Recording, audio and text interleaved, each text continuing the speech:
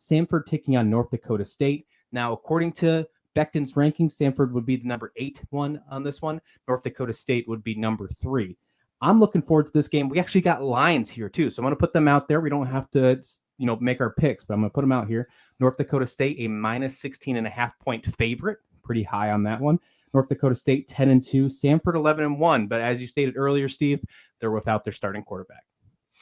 Yeah, and I think that was probably that final nail in the Samford coffin for this season. They had a great year. I mean, I think they outperformed expectations all season long.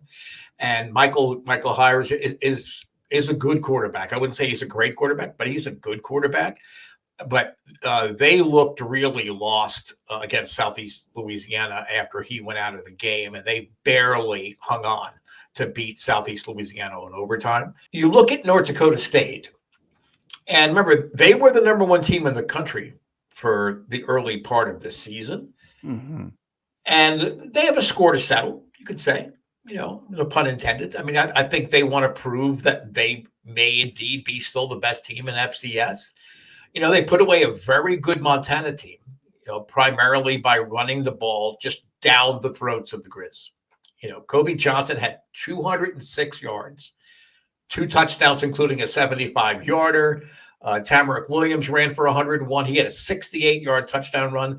And Cam Miller is a really interesting mobile kind of quarterback. He ran for 81 yards. He only threw for 58 yards, but if you're putting up that kind of rushing performance, that's smart not to put yourself potentially in danger. Not that Cam Miller throws a lot of interceptions, but if you're running the ball that effectively and you can control the clock, why mess with success? But you don't see too many 200-yard games in any playoff game, really. So Kobe Johnson, hats off to him on that one. I mean, that was really, really terrific. I see North Dakota State covering this.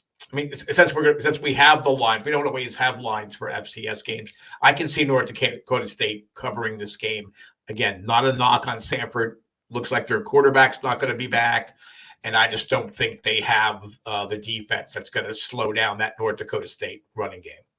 Yeah, they just sneaked by Southeastern Louisiana in final overtime, 48-4. Quincy Crittenden did come in to play quarterback. He is a freshman. I mean, on the stat line, it was fantastic for him. He threw for 314 and 4 touchdowns, and he rushed for the overtime winner, and rushed for 94 yards on the ground. He produced over 400 yards of total offense. Just him alone, he was responsible for 5 touchdowns as well.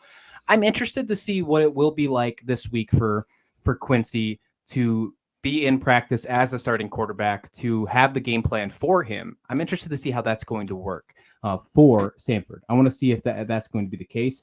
Now, keep this in mind. Samford's only loss this season is to the number 1 team, not in FCS, in FBS, the Georgia Bulldogs. They lost. The only loss they have is to University of Georgia here. I am leaning towards North Dakota State as well, though. I mean, there's just so much on the line, and it's hard to put it on a freshman that's going to be starting his first ever game in the quarterfinals. So again, I'm interested to see how he will act and how the adjustments will be made and the game plan that's going to be put out in front of him. But North Dakota State is just that good of a team.